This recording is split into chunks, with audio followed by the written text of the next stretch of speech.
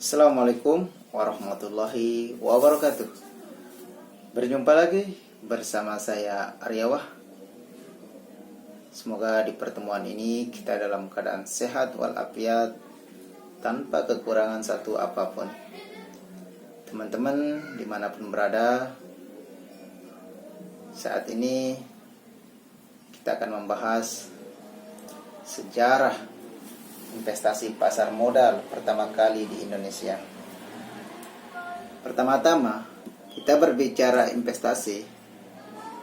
Di kalangan masyarakat itu pasti yang terpikir pertama kali itu adalah tentang saham.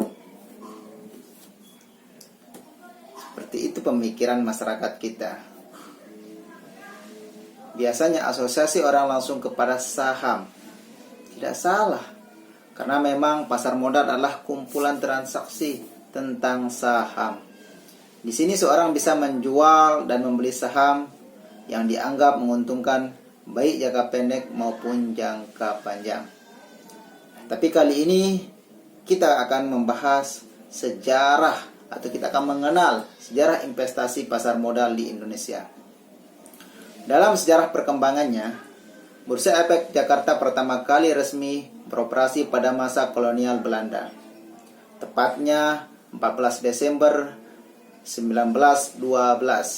Sebagaimana namanya BEJ, didirikan di Batavia, nama Jakarta di masa lampau. Saat itu nama BEJ adalah Kel Efek. Istilah efek merujuk pada nama saham, sedangkan Kal merupakan para pimpinan atau pialang yang terus-menerus menyuarakan harga seperti lelang. Ketika ada kecocokan harga jual dan beli, terjadilah transaksi. Saat itu BEJ hanya memiliki 13 perantara pedagang efek atau maklar. Berdirinya bursa efek perdagangan pasar modal di zaman tersebut sebenarnya lebih dikarenakan kebutuhan yang bersifat demand atau flowing para investor dan perantara perdagangan saham. Merasakan perlunya suatu bursa Jakarta untuk memudahkan transaksi karena kebutuhan yang sudah sangat mendesak. Bangsa Indonesia saat itu belum mengetahui tentang bursa efek. Sementara orang-orang Belanda sendiri sudah lebih dari 3 abad mengenal investasi saham. Yang terdapat kesenjangan antara pengetahuan bangsa Eropa dengan masyarakat Indonesia dari sisi lamanya waktu dalam mengenal investasi. Karena saat itu Indonesia baru merdeka sehingga masyarakat belum sangat mengenal namanya saham. Apabila investasi pasar modal belum begitu bermasyarakat, keberadaan bursa efek tersebut memungkinkan para investor Belanda tersebut menanamkan dananya ke berbagai aneka saham. Saat itu baru ada 30 deposito received seperti sertifikat yang terdiri dari perusahaan luar seperti Amerika, Kanada, Belanda, Perancis, dan Belgia.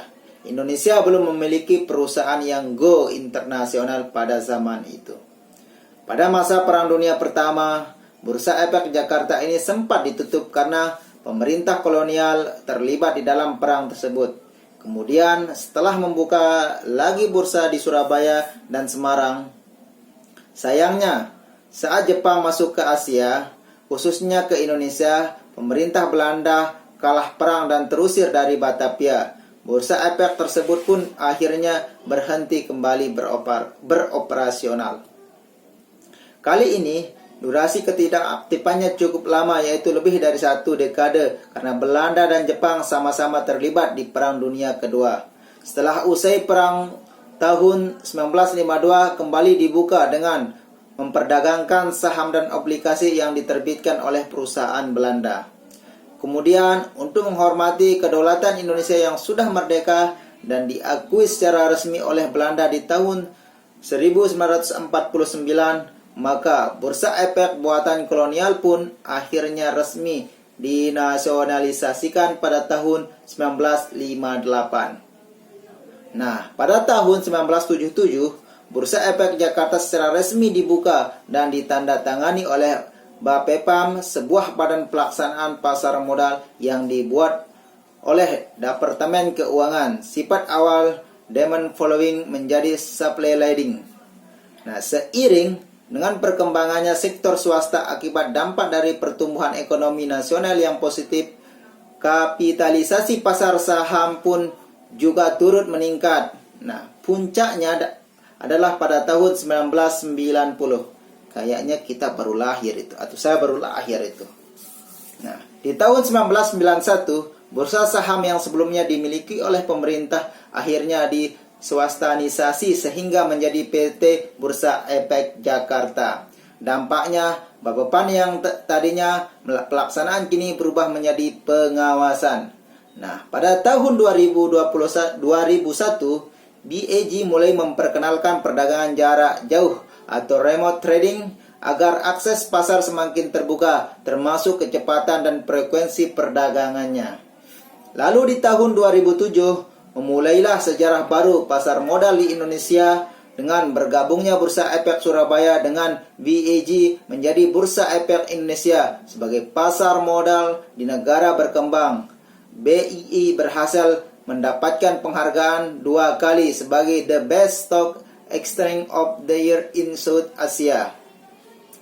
Untuk bisa bertransaksi di BI, Anda harus melalui perusahaan broker yang menjadi perantara untuk perdagangan saham di dalamnya. Selain itu juga Anda bisa mempelajarinya dimanapun Anda bisa berada. Anda tidak salah dalam memilih saham sebagai portofolio investasi Anda. Nah, untuk teman-teman dimanapun berada, itulah gambaran sejarah masuknya investasi saham di Indonesia. Karena saham itu Belanda pada masa kolonial Belanda yang biasa disebut kita belajar prasejarah itu adalah POC. Teman-teman, perlu kita di sini mengenal baik sejarah, tahun berdirinya, agar kita ada ilmu tentang investasi ya, sebelum kita melakukan atau beroperasi di investasi dimanapun yang kita mau tempat kita berinvestasikan uang kita. Jadi teman-teman, itulah gambaran sepintas tentang sejarah masuknya investasi di Indonesia.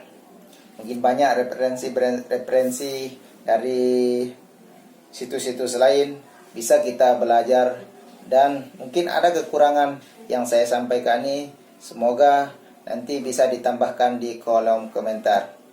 Tujuan saya membuat konten ini agar kita bisa mengenal sejarah terjadinya investasi di negara kita tercinta, yaitu Indonesia Raya. Oke teman-teman, dimanapun berada, cukup yang saya sampaikan. Kurang lebihnya nanti kita bahas di kolom komentar. Sekian, assalamualaikum warahmatullahi wabarakatuh.